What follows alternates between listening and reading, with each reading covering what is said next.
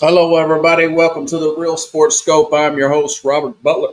On this 10th day of September, got a great show with you for tonight. I'm going to talk about week one's biggest games in the NFL. Didn't get to everything I wanted to talk about, and then I'll bring that up after the break here. Um, definitely, definitely impressed with the way the Chargers played, going all the way back to Friday night. Even the Cowboys played pretty well. But I mean, what a Herculean effort by Buffalo and whatnot. We'll get to that. I'll give you my take overall on everything. Stand by. We'll take our first and only break, and I'll hit the ground running here on the Real Sports Scope.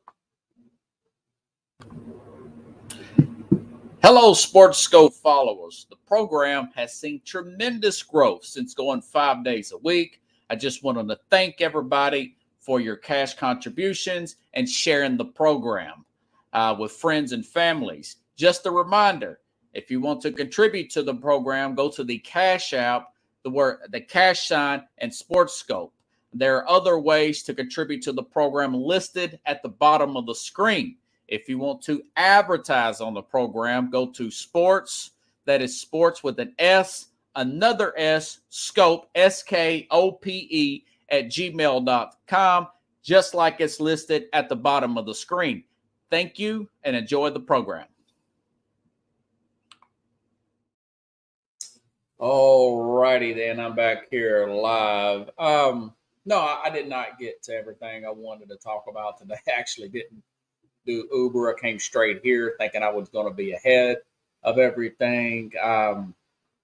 Just to be honest with you, folks, I'm pretty disturbed about what happened with. Now, listen, this is not a political show, it's a sports show. But I have to go the route of being an influencer instead of going the route of trying to be some kind of associate producer at some uh, radio station or whatnot. I'm kind of going that way. So, but when I found out what happened today and saw the video of influencer Charlie Kirk getting killed today, I could not help to watch that getting shot like that on live on video and whatnot, where everybody see guy got shot in the neck, 31 years old. And I guess my point about that is the whole take on that, and I'm not going to go into that because this is not that kind of show, is that since I'm technically in the media, I have a background in media, I think that the media should really, really, on both sides of that aisle, even in the sports world, should really look at, and I understand it's free country and First Amendment, I get all that, but really be careful at how you talk about certain political, and I know some of the politicians have spoke out against this on both sides. Kudos to them, but the idea of the idea of calling people names like that um, on your panels and giving these big platforms, it just seems so irresponsible. And I hope that all media outlets on all sides really take that into notion, calling people fascists and all that. That's sad for that to happen, you know. Just had just a quick take on that. This is a sports show. I'm gonna get to NFL week one reactions. I practically, and that's all I have to say about that. Like Forrest Gump said about the Vietnam War. But anyways, okay, so I was practically spot on with the Titans score. I was off by 2 points. But anyways, here's my overall take on just week one in NFL. I thought it was great. It was a major success in my opinion.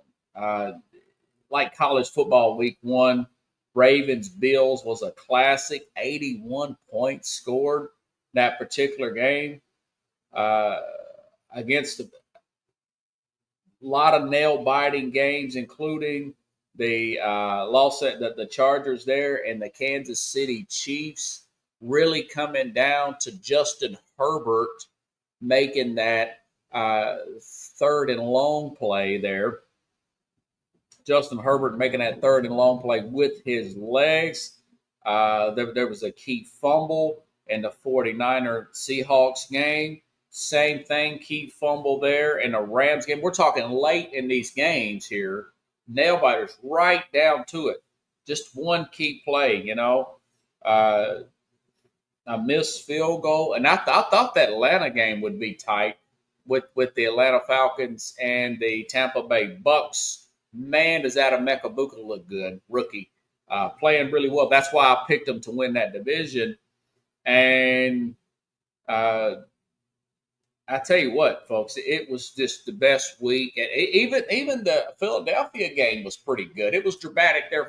The Eagles and the Cowboys was pretty dramatic there for a little while, for a little bit there, especially when Jalen Carter gets kicked out of the game. And by the way, I think that was totally justified. A lot of people's not going to. I want to hear Jalen Carter's side of the story. But going back to last Thursday, since I've been on since then, we were talking during this incident. We had the show going on, the spitting incident.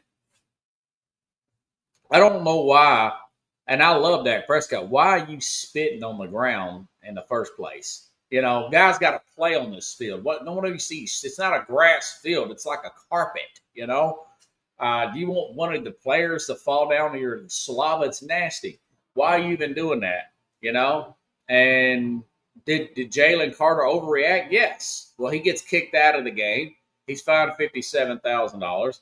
They call that kick out and the suspension, and it was a major. They were what, 8.5-point favorites or something like that. The Philadelphia Eagles, they won by 4. Dallas had a chance to win this game multiple times. So I do think that it was rightful just to go ahead and suspend him that one game, give him the fine, not a multiple game situation. Now, if he spits on another player, I think it'll be 5 or 6 games because he's already got warned. But I'm okay with the way that ended. Dallas played better than I thought they would play. We'll see how that goes into week 2, per se. Between having George Pickens and CeeDee Lamb back there, the offensive line held up pretty good. Was that a one-off? We'll find out. Does Dallas not really have a lot of depth? Because of they're paying the guys a lot of money as is. They're paying CeeDee Lamb a fortune, and they're paying Dak Prescott a fortune. It did help getting Michael's contract off the books. They got some money now, but we still got to let this thing play out. I still don't think they're going to be they're probably going to be about what I said. I think I said they were like 5-12 and probably finish in last, maybe third place. Depends on. I was real disappointed the way the Giants played. We got to let this thing play out. But it wasn't a bad game, though. That's my whole point. It's a nationally televised game. Wasn't a bad game. Okay. So let's go to the most exciting game, in my opinion, of the weekend was Sunday night. And listen, folks, once you get to Sunday night, if you're a diehard like I am, I've been meeting some new friends from overseas, some lady friends from either Africa or Philippines. They're really taken back by how much American football I watch. And I told her, I said, my friends, I said, this is a big part of the culture here in America for males my age, a big percentage, not everybody, around my age group that love the NFL. I'm telling people this is like a national holiday. I know last week was a holiday, but this past weekend is like a holiday. The week 1 in the NFL, and I watch about 6 hours of Red Zone, starting at 1 p.m. Eastern, 12 p.m. Central, and I go 6 hours there. I'll have a few breaks in between, but I'll keep the game on. I'll eat and use the restroom or whatnot. But it's just football, junk food, and more football. I diet during the week, and then I just junk up on the weekends. But my point is, by the time I get to that 7 p.m. Central, 7:20 p.m. Central, 8:20 p.m. Eastern Sunday night football game, I'm emotionally exhausted. you know. But I tell you what, I did watch it this time. I actually wagered a few dollars on it. Took Buffalo on the money line. Picked Buffalo to win by 3, 27-24. Of course, it was a wild shootout there up there in Buffalo with the Baltimore Ravens there. And I understand, folks, that it's September football, a lot of high scoring games in September. I get it. But for Josh Allen and this football team to score 16 points in the last 4 minutes on an elite defense like Baltimore is simply unbelievable. I mean, because Baltimore's defense, and I know they've gave up 17-point leads. I saw the stat there. All these 17-point leads that John Harbaugh has given up here. A lot of them have been early in the season when the weather's still good, when you can still throw the ball and come back. Remember the one that Miami did a few years ago against Baltimore. But I'm telling you, that guy really proved why he's the MVP of the league. Yeah, he had a little help there from Derrick Henry in that fumble, but it wasn't just a total collapse there. It wasn't a Mark Andrews situation or even a Lamar Jackson. Lamar Jackson did not have I don't think he even had a turnover in this game, but Josh Allen's stat line was pretty impressive, man. 394 yards, 2 touchdowns, and he ran for 30 yards and 2 touchdowns. Only sacked once. The line really held up there. I stopped. Well, I didn't turn it off per se. Well, I guess you say I turned it off, but I kept recording it. You know, it was 17-point game. But I think I said it was like 14 at halftime. I stopped watching at halftime. I'm getting ready to go to bed. Like I said, I'm emotionally exhausted by the time those Sunday night games. I prefer that game to be at 3:15, 3:30 Central Time. I prefer that game to be there, you know. But Buffalo,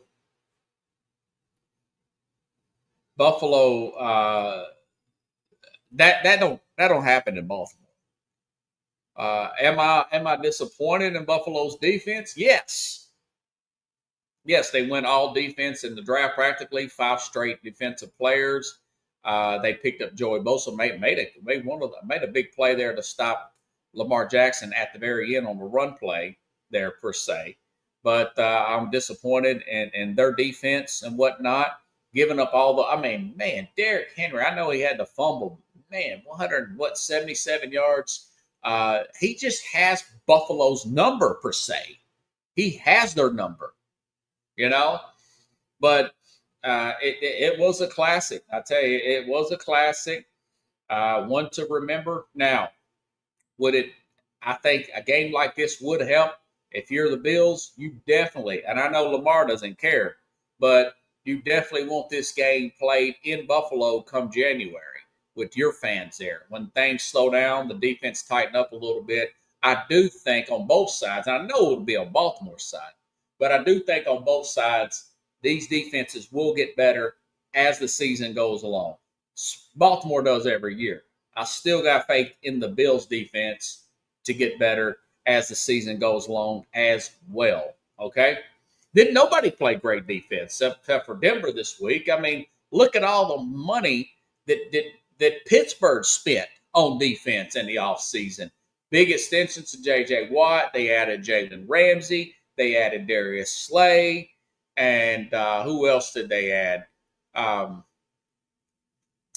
Those are big pickups right there. Re-signed Cameron Hayward. I mean, they spend the most money in the NFL. They don't even have Baltimore's defense, and they gave up 36 points, and just got ran through like a hot knife through butter by that New York Jet running game, and almost lost that game. You know, but anyways, very impressive, Herculean-like effort is the way I describe what happened in the Buffalo Bill Baltimore Raven game. Okay. All righty then, moving right along to one big game after another. Listen, this LA Charger game, just like I said Thursday with the Mad New Yorker there, I would probably be doing what I was Friday, doing Uber after work. I get done at 3 o'clock Central Time, and I drove to about midnight after work, after my day job, because I didn't want to do too much driving on the weekend because I had too much football to watch, right? But I almost forgot about this thing. About 9:30, I wanted to need to take a restroom break, and I'm 2.5 hours in. I'm like, oh crap!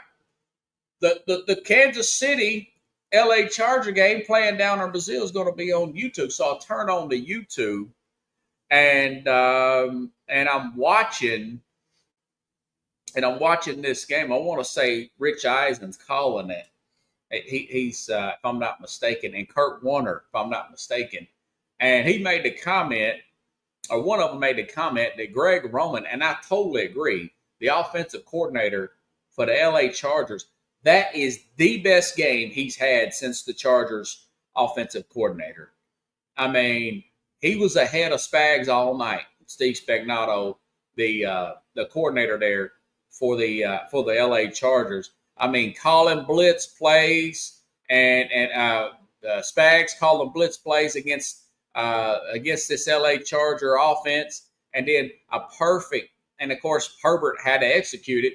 Perfect screen pass, third and long late in the game, and I'm thinking they're just going to try to run a play, keep the ball in bounds. Kansas City still had a shot to win this thing if they'd have got the ball back, but it was a great run there for a great angle and run there by Justin Herbert to get the first down to essentially seal this game to beat that Kansas City Chief team. And I know Xavier Worthy got hurt in this game. Chiefs didn't look that bad. I thought they would look better, per se. Thought the defense. But, again, the Chargers just played well, man. They played well. 6-0. 6-0 Jim Harbaugh is in the openers as the NFL head coach. I did not know that. I mean, I thought he had more openers in the NFL. But like I said before, that guy runs hot, man. He runs hot. He ran hot in San Francisco, and he got real hot there at the end, although he stayed more years with the Michigan Wolverines. Do I think Kansas City's in trouble, per se?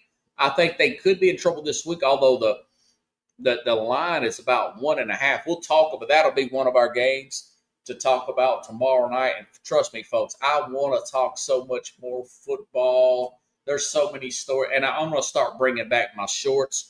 I got too busy. I did not get a chance to get those in today. I had to make an extra stop by Alpha Graphics and get my business cards that I'm putting back in my car here.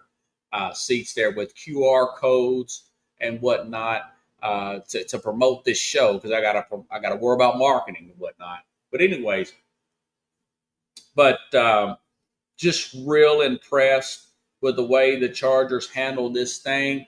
Not ready to say they're going to win the division or anything like that. It's just 1 week, folks. It's just 1 week. I've seen the Patriots start off rough in September, lose 2 or 3, and go on to win the division comfortably. Now, this is a really well-coached division. Hey, you had Pete Carroll and Geno Smith go across the country to New England and beat the Patriots in their backyard. And, of course, Denver, which I'll talk about here in a little bit, they beat Tennessee. So they're in last place, and they're underdogs against the Philadelphia Eagles on Sunday. So they can fall 0-2.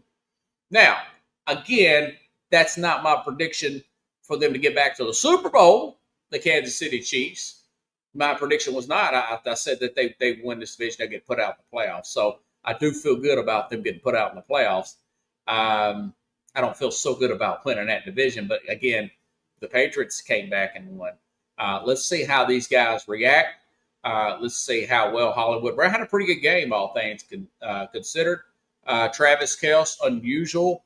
It's early in the year. Older guy. Pretty healthy week 1. Let's see how he is in week 6 through 17, right? 17, 18. Him being, 35, 36 years old. Got some serious miles on the tight end.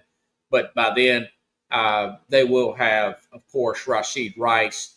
May take him to week 8 or 9 to get his legs back. He's suspended, remember, the first 6 games.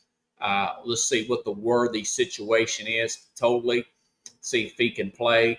I thought Justin Simmons held up pretty good personally. I didn't. I think that Patrick Mahomes. I think he caught up on the pass rush. You just have to size. Sometimes you just have to size up the pass rush and see what it's doing, and then make your move in the second half. And they just come up a little too short. Either way, great win, LA Chargers. Great win, Jim Harbaugh, Justin Herbert, and especially the offensive coordinator Greg Roman out there in LA. Okay. Where should I go now? Dun, dun, dun, dun, dun. Let's go to Chicago. Got the same old plays. Sweet home, Chicago. Minnesota Vikings, Chicago Bears. I picked the Bears to win that game. By the way, I went 3-2 in my picks. I felt like I should have won that Bear game. Bear fans felt like they should have won that Bear game. But being here in Nashville, I felt like Titans should have won that Bear game last year to open the season. So it's kind of like weighs itself out, you know. Speaking of Bear, there's an old adage, an old coach, and you would hear this on video games. I think it was on the Montana 94 game, you know, the sports talk game, the Montana Sega game, but, you know, kind of like the Madden and everything. And I've heard this coaches saying this all the time. You know, it's an old coach saying some days you get the Bear, and some days the Bear gets you talking about wins and losses in the NFL. I mean, 17-6 going into the fourth quarter. Bears look to be in total control of this game. You got that 11-point lead at home. You got a banged-up team. I think Dershaw finally played, but he was banged up. That's a left tackle there and you got a first-year starting quarterback there, J.J. McCarthy. You're on the road against a very talented Chicago Bear team that has a coach that used to be your offensive coordinator for Detroit. He's got about 6 years or 12 games. 6 games. I'm getting ahead of myself. Maybe 7. Experience of coaching against Brian Flores, the defensive coordinator there of the Minnesota Vikings. So I thought it was going to be fine. They played the Vikings tight last year without Ben Johnson. Talk about Chicago Bears at home. So I was very confident that the Bears were going to finish this thing off. And, you know, it's a different skill set. He admitted this. Ben Johnson said, hey, I didn't make the right moves here. I take some of the accountability there. But Coach O'Connell there, Kevin O'Connell there from Minnesota, he just flat out coached him. He made better adjustments than Johnson did in the second half. J.J. McCarthy come out of his shell, you know, like a lot of young quarterbacks, you know, do. I mean, you're getting a feel for, like I just said in the other game, in the Chiefs game, J.J. McCarthy was simply getting a feel for the pass rush in the first half. Throughout the third quarter, he shakes it off. He's getting the timing when he should either throw the ball to receiver, throw the ball away, or run. And he made some big runs in that game, showing off his athleticism. And making some plays, looking like a beast down the stretch. And, you know, how good a coach is Kevin O'Connell? Man, I mean, J.J. McCarthy is a guy that, you talk about a guy that's blessed or lucky or whatever you want to call it. I mean, you go to college at Michigan with that running game and that defense, and you got Jim Harbaugh, a former NFL quarterback, very successful head coach in the NFL. Well, he went to the Super Bowl, very successful. And then when you go to the NFL, you've got a top 5 quarterback guy, easy in Kevin O'Connell as a head coach there. He's right there with McVay and of course Andy Reid's still the best. He's got the best resume. But I tell you what, I'm really, really surprised at what I'm thinking. What does this quarterback whisper say? You know, uh, just he's kind of like the NFL version of USC's Lincoln Riley, who coached the guy he went against there, and Caleb Williams. I mean, you look at the players that Lincoln Riley has coached. He gets everything out of those guys. It's kind of like a Nick Saban guy for a defensive player, right? I mean, you look at Kyler Murray, pretty good game last, second contract, big contract, Lincoln Riley.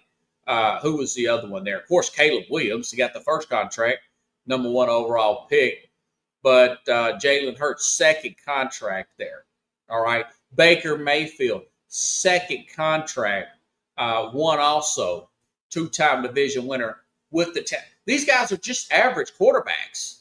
None of those guys are going to be superstars. And I don't think right now, I know it's just 1 week, I don't think Caleb Williams is going to be I'm not calling him a bust yet, but I just don't think he's going to be a superstar. It looks like right now that Jaden Williams is the better player, and I don't see any more climb in Caleb Williams. There was a reporter, and I didn't catch his name, that done a piece out on Caleb Williams in his time since he's been drafted to the Chicago Bears, how the entitlement issues, the reporter talked about a lot of the players wanted Tyson Badgett to be the starter last year. How this guy wasn't listening to coaching and whatnot. That's not good. That's not good. Although that being said, I think he looked good in his last game and a half of preseason, the time that he did at the very end there, played. This is a devastating loss, but this team's got a good defense. Their best corner was out, Jalen Johnson, one of the best just one of the best defensive players overall. He was out of this game. And this is the first game with the new system there. It's not the end of the world for the Bears. But I did say at the very end, after analyzing the schedule and going back to when I made my picks for the divisions a couple weeks back, I said that I think the Bears probably go 6-11. That don't mean that they're not going to be in those 10, 11 games. Maybe get one blowout because of injuries or whatever. That won't be 1-score games or games that come down to the fourth quarter and some crazy mistake. In other words, they're going in the right direction. The question is Caleb Williams going to go in the right direction? Is he going to transcend? Is the playbook, and I don't think that, and I am a fan of this now, adapting your playbook to the strengths of your quarterback. I wouldn't shove my system, talking about Ben Johnson here, on Caleb Williams.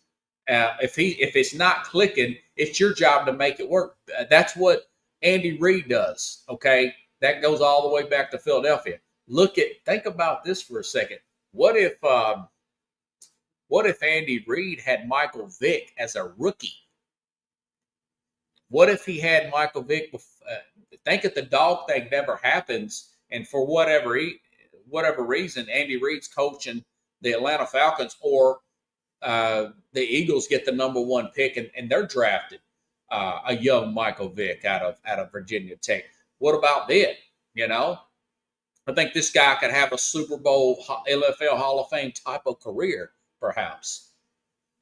So I'm still on the wait and see approach right now. Doesn't look great for Caleb Williams, but you got to know the guy's a good athlete. He's a competitor. And I think it may take a few more weeks for it to click here.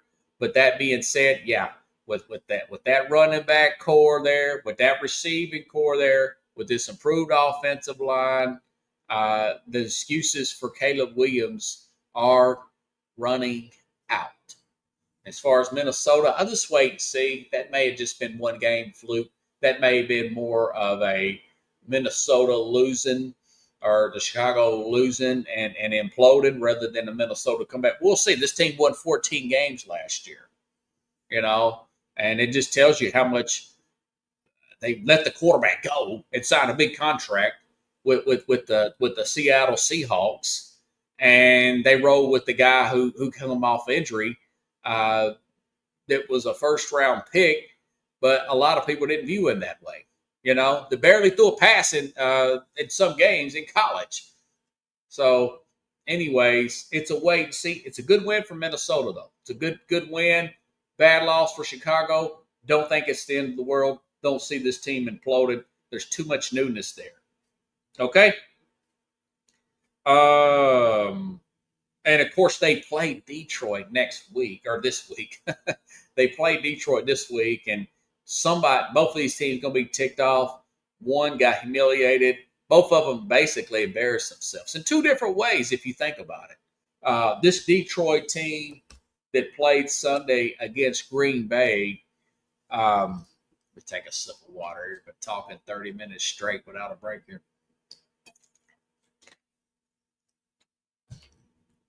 Sorry. This Green Bay team is even a little bit better. Mind you, folks, Micah Parsons played 45% of the snaps. 45% of the snaps. And he got a sack in there. I want to say, they won by 14 points. And let's see, was that 4 sacks and an interception, 4 tackles? They were, and those are just stat lines. That don't count hurries. Jared Goff looking off, out of sorts. Now, mind you, a year ago, this team was beat by 21 points at home by the same team. The Detroit Lions beat up on Green Bay in the rain in Green Bay at home. So we're talking a 35-point turnaround to win by 14 points. That's impressive. That's impressive. I'll say this. I picked them to win the NFC North. I know Pickles commented on the YouTube thing, a watcher of the program, said he picked Green Bay and Buffalo in the Super Bowl. Well, Green Bay definitely, and I picked them to win the NFC North. I may have undervalued at picking them to win the North and win a playoff game and lose at San Francisco. That's how impressed I was with Green Bay. Now, it's a long season. Injuries can happen.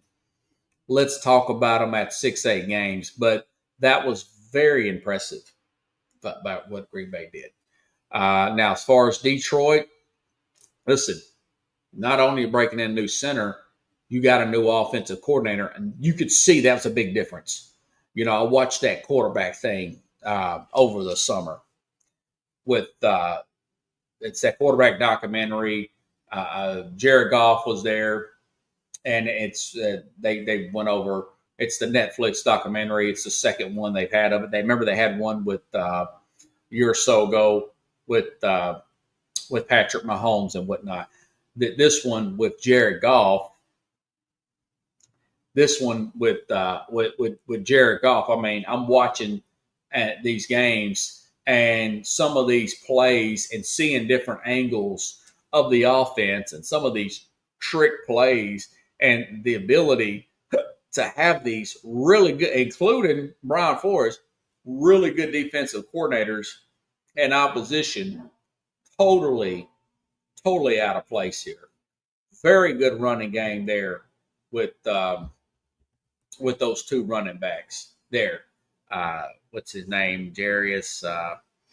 I can't think of his name now. The little speedy running back there out of Detroit with David Montgomery there. And I tell you what, none of that was happening on Sunday. None of that was happening.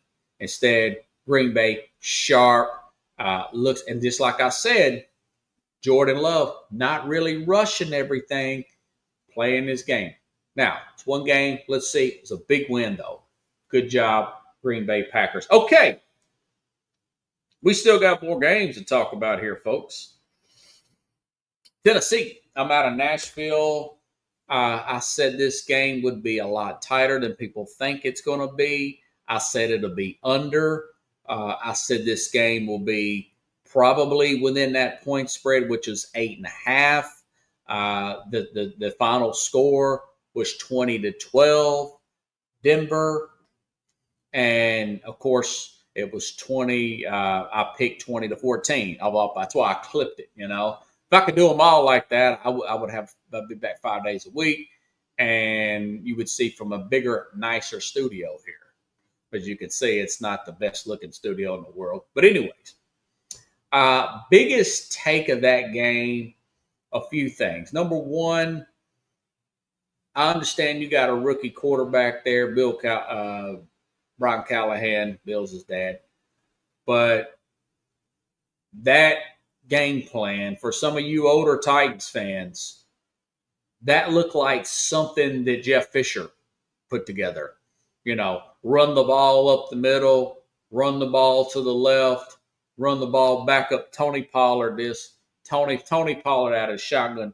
I did like the fact that he put Cam Ward under center sometimes, and throw on third down, very predictable. And I'm saying to myself, Amy Adams Strunk did not hire you to have that kind of game plan. She got rid of Mike Vrabel for a few things, but that was one of them she mentioned. For basically, in so many words, having a game plan like that. She said she don't think he's the guy that can take them where they want to be at. Well, so come second half, he starts to see this second half, third quarter, fourth quarter, later in the game. Then he lets Cam throw some more. And we had 4 drop passes there by the Titans, hitting the guys on. See, you've got to get that timing early. You got to call them plays early on first down. Okay, you got to, because you not only is it going to shock the viewer, it's going to shock the defense. And I think he's overthinking it. I think he figured that out towards the end there when they almost had the safety there, the Titans. So he's a lot of second guessing. There's something came up, but he didn't know the rule about the elbow or whatnot. He looked like a young 40-year-old coach there. The guy that got the job because his dad's a coach here. That it looked like a nepotism thing. Now, I think some of his schemes are really good. I think they're going to work things out. But I was impressed. Titans caused 4 turnovers in this game. Okay. Bo Nix looked out of sorts all game long. But they felt confident. They made the proper adjustments.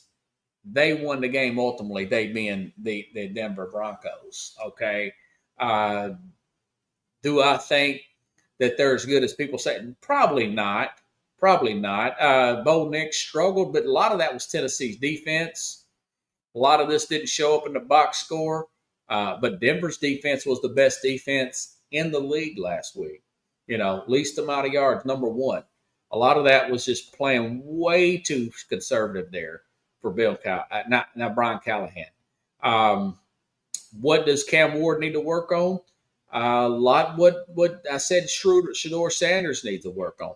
I saw this at Miami. I did not see as much of it at Miami, but I did see it at Miami, and that's Cam Ward turning his back on the defense, doing that spin, turning your back, and losing 10, 15, 12. Yeah, don't do that. These guys are way too quick in the NFL. Not a lot of players can get away with that. Lamar Jackson can barely get away with that, but he's one that can get away with it. But you've seen him do that before and lose the football. Lost the fumble last year, one of the key plays that cost them the playoffs against Buffalo last year. Okay, but that, as far as the receivers, the guys will catch the ball next time. I do think that could they use some upgrades there? Yeah, but I wouldn't put too much into that. I just think the timing was off. He was throwing those timing passes, 1-2, throw to the spot, quick throw to the spot. I don't think the offensive line did that bad. I know J.C. Latham got hurt in that game, but he came back in. I think that they look predictable. I think Brian Callahan called a scared game. I think he's going to look at the film this week and say, we got something here on defense.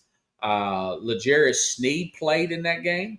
The cornerback that missed several weeks last year, big cornerback signing, big trade that the Titans made last year, brought him in from Kansas City. Tennessee, these guys all look healthy this week. I'm telling you right now, we'll talk about this game tomorrow between the Rams and the Titans. And the Titans got as good a chance to beat the Rams as they did the Denver Broncos. You know, these guys got to come across the country and play on a short week. Okay, they got to come across the country and play on not a short week, play an early start time. And the past says that they get off the slow starts when they do. So I'll give you analysis of that. So thought the Titans looked really good despite the loss. Denver not so much, but Denver's defense was legit. They did play well. Don't want to take anything away from their defense and whatnot. Let's see. So I got Buffalo, Cincinnati, Detroit. Speaking, who was it? Cincinnati. Speaking of Cincinnati, they almost lost that game to Cleveland. I don't know what it is with this team to start the season, but they do not start the season well at all. And I know that Cleveland has matched up well against them before. They've got a veteran quarterback in Joe Flacco. They've had all them picks. I like that Dylan Sampson, former Vol there at running back. But they did get the win. They're not that impressive, but a win is a win. It's a lot better than a loss there for the Cincinnati Bengals.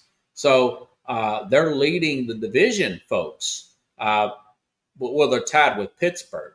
Now, I thought Pittsburgh would beat the Giant. I picked them to beat this Jets team. And again, I mentioned this earlier in the program. Pittsburgh, very disappointed in their run defense. I mean, it's up there with the Buffalo Bills. The problem with the biggest issue, and I'm sure the fans are going to see this, took a Herculean. I mean, great game there by Aaron Rodgers. Did not see that kind of game. I mean, who did think? What, they scored 30-something points?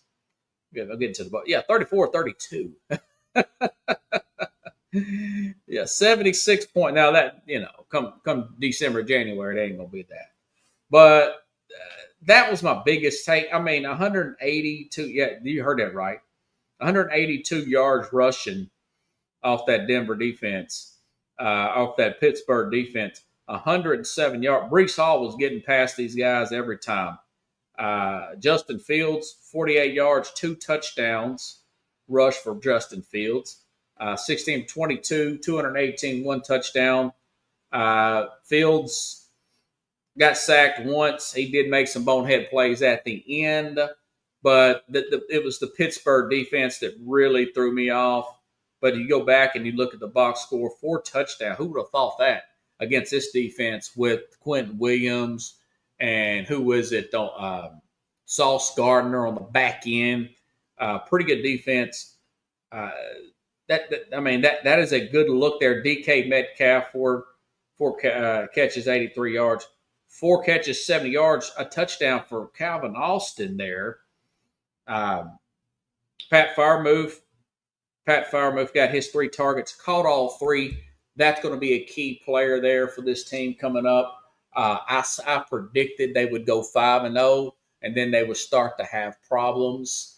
As it is, I think they're a little light on that defensive line. I think they got some adjustments to make on the defensive side.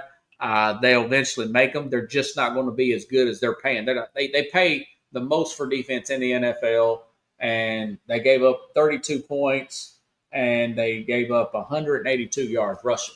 That's not good. But, hey, a win is a win if you're a Pittsburgh Steeler. And another big take, and I want to say this, Aaron Rodgers looks a lot better, and people say, hey, listen, it is what it is. The guy had 4 touchdowns.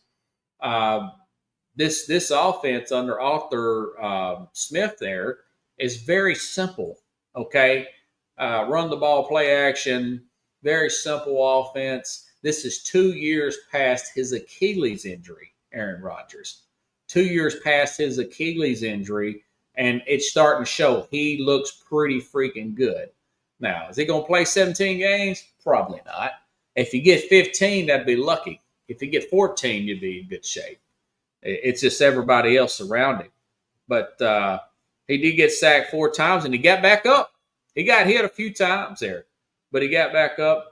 And listen, 4 touchdowns is 4 touchdowns. That was a really good performance offensively there, out of the Pittsburgh Steelers.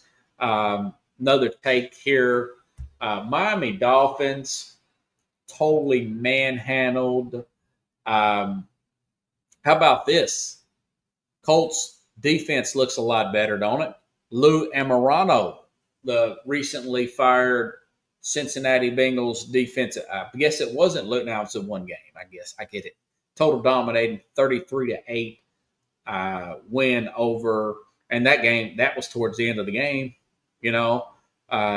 Total blowout dominant win there for the Colts with Daniel Jones. But I said this when I was breaking them down. You do have Lou Anarumo as your defensive coordinator. You do have above average defensive line there. You do have a above average offensive line, one of the top better offensive lines in the NFL.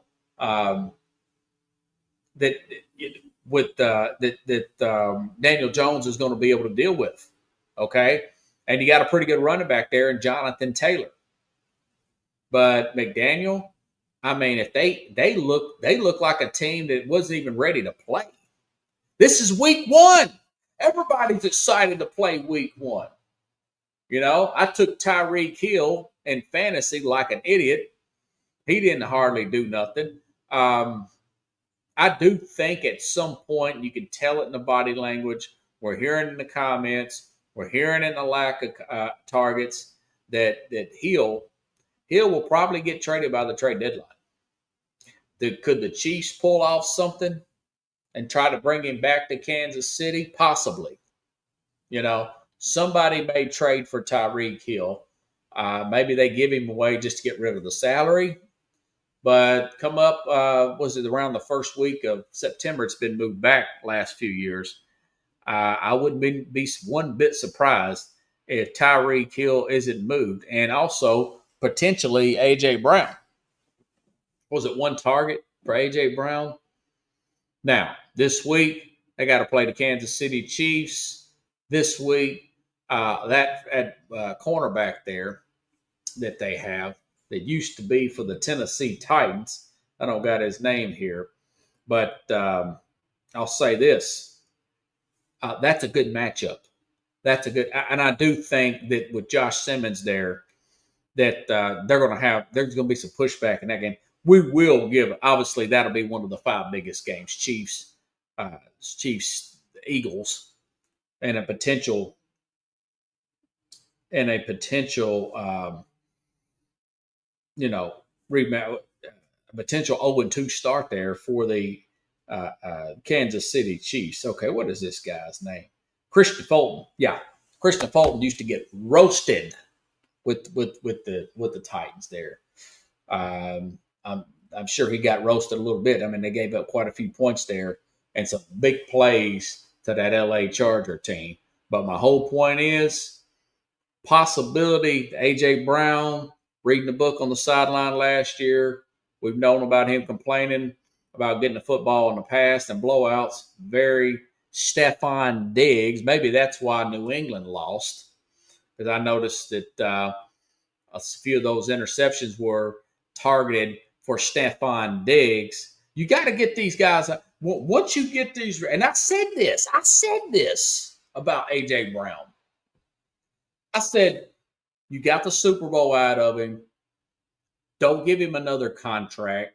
You've paid him the money. You've got the Super Bowl win. Move off this guy. He's going to want the ball. This is a power running team. Play action. Devontae Smith, you already gave him enough. Why give two wide receivers? Are you that? And I know he's had some big plays for them. He's had some big plays for Tennessee. But when you get a guy that was let go in free agency or traded per se, Remember, the Patriots never won that Super Bowl with Randy Moss. They cut him. It ended abruptly. They lost that game. You said, well, they went perfect. Yeah, but they didn't win. They didn't win the Super Bowl with him. You know, Calvin Johnson, what did they get with him? And I was arguing with Kevin Carroll the other day or a few months back on about getting wide receivers. And he said he would take Jeremiah Smith. I said, no way I'd take that guy, number one. And I like him. No way I would take the wide receiver. And he's a great player. Great player. He's had a slow start this year. The wide receiver from Ohio State had a rough playoff game against Texas last year. But no way I'm taking him over a quarterback. No way. Now, unless it's a horrible, horrible quarterback draft and nobody's wanting to trade down. You know what I'm saying? But that's a story to monitor with A.J. Brown. I just don't think he's going to. I'll put it this way. I'll go this far. A.J. Brown will not finish his career with the Eagles. How about that? He won't, and I'm definitely Tyreek Hill won't finish his career. There was something domestic issue came out about Tyreek Hill. There've been reports about his wife or something I saw on ESPN. So it's time for that. And McDaniel, could he be fired mid-season? Possibly. You could just start to see it. You start to see reports and stuff, and Jalen Ramsey taking a shot, a subtle shot, former Dolphin there. The guy looks to be more of an offensive coordinator than a head coach of material and whatnot.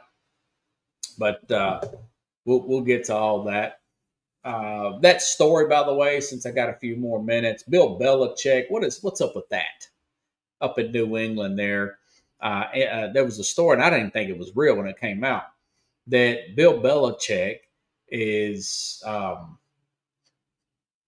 not letting scouts from the Patriots inside the facility with North Carolina. He says, well, our scouts aren't allowed up there. I'm like, what? So Belichick, so this all goes back to Robert Kraft. So this was abrupt. I thought it wasn't that abrupt. They said hello at the Tom Brady roast or something like that. And sure enough, no, it is pretty intense. And I do still like Belichick. I think he's one of the best X's and O defensive guys out there. I've seen multiple documentaries on Bill Belichick. I know what Lawrence Taylor, the great Lawrence Taylor said about this. I know what he said about Bill Belichick and the stories he talked about, how much he respected Bill Belichick as a coordinator. Didn't at first because he didn't look the part, but it's like, man, this dude's the real deal. Parcells. But my issue with Bill Belichick is, and we saw this with his assistant coaches at other places. My issue with him is that he's not good at coaching those guys up as he is individual players. He's not a good communicator with these guys. He's not a good teacher with his staff. Well, we saw that in the opening game, right? But look at his coaching tree versus Parcells' coaching tree, where you got guys like Bill Belichick, when you got guys like Sean Payton per se. Parcells was a better communicator with his staff than Belichick has been over the years. Okay, but in the fact that Vrabel played for Belichick, and he would take it out on Vrabel, a former player that did big things for him, that's what really upset. So it's very petty of Belichick.